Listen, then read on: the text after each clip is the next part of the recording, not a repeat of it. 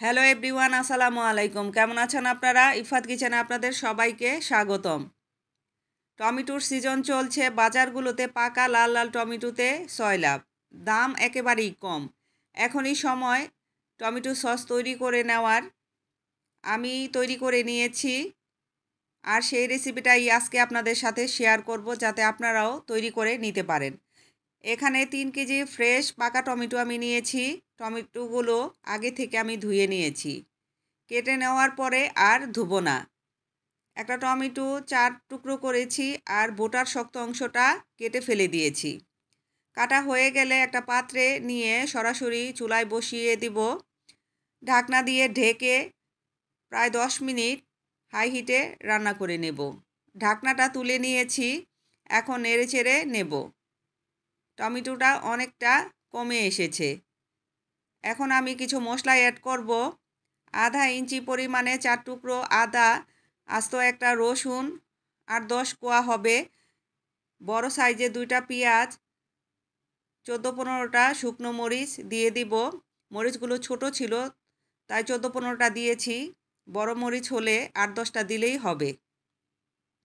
4 টুকরো দারচিনি, 8-10টা গোলমরিচ, 4-5টা লং দিয়ে ভালোভাবে নেড়েচেড়ে ঢাকনা দিয়ে ঢেকে মিডিয়াম হিটে 10 মিনিট রান্না করে নেব। ঢাকনাটা তুলে নিয়েছি, এখন নেড়ে দিচ্ছি। দেখেন কতটা পানি উঠেছে। টমেটো সসে কখনো পানি ইউজ করতে হয় না, আর লাগে না। একটু পানিটা শুকিয়ে আসলে আমি নামিয়ে নিয়েছি ঠান্ডা করার জন্য।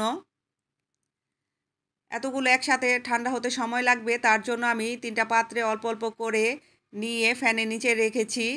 আস্ত দারচিনিগুলো আমি ফেলে দিচ্ছি। ঠান্ডা হয়ে গেছে। এখন আমি ব্লেন্ড করে নেব, মিহি পেস্ট করে। সবগুলো এভাবে আমি ব্লেন্ড করে নিব। এখন যে পাত্রে আমি টমেটো সসটা তৈরি করব সরাসরি, সেই পাত্রে আমি টমেটোর পিউরিটা ছেঁকে নেব। এভাবে ছেঁকে নিলে টমেটোর বিচি আর খোসাটা খুব সহজে আলাদা করে নেওয়া যায়। আলাদা করে আমি ফেলে দেব। সবগুলো আমার ছাঁকা হয়ে গেছে। দেখেন কত ঘন একটা পিউরি পেয়েছি, যেহেতু আমি এখানে পানি ইউজ করিনি। এখন আমি চুলায় বসিয়ে একটা বলক আনিয়ে নেব। এখন আমি 1 কাপ চিনি দিয়ে দেব, আর আধা কাপ ভিনেগার, 1.5 চা চামচ লবণ, 1 চা চামচ বিট লবণ। এই বিট লবণটা দিলে টমেটো সসটা কিন্তু খেতে খুবই মজার হয়। এই টমেটো সসের মধ্যে আমি আবার 1 চা চামচ মরিচের গুঁড়া অ্যাড করে দিলাম। দিয়ে খুব সুন্দর করে নেড়েচেড়ে মিশিয়ে নিলাম। একটু নাড়াচাড়ার মধ্যে রাখতে হবে, কারণ যদি নিচে লেগে যায় তাহলে কিন্তু যে কোনো খাবারের টেস্টই কিন্তু নষ্ট হয়ে যায়। আমার রেসিপিটি যদি আপনাদের ভালো লাগে, প্লিজ আমার চ্যানেলটাকে সাবস্ক্রাইব করবেন, লাইক কমেন্ট শেয়ার করে আমার পাশে থাকবেন। আপনাদের একটা লাইক কমেন্ট শেয়ার আমার কাজের মোটিভেশন বাড়ায়। এভাবে জাল করে নেওয়ার পরে একটু ফেনা ফেনার মতো উঠবে, একটা চামচের সাহায্যে এগুলো তুলে ফেলে দিতে হবে। আমি ফেলে দিচ্ছি। তাতে টমেটো সসের কালারটা কিন্তু খুব সুন্দর আসবে। এভাবে ঘরে টমেটো সস তৈরি করলে যেমন স্বাস্থ্যকর হয়, তেমনি হয় সাশ্রয়। এরকম টমেটো সস তৈরি করে পরিবারের সবাইকে অবাক করে দিন এবং প্রশংসা কুড়ান।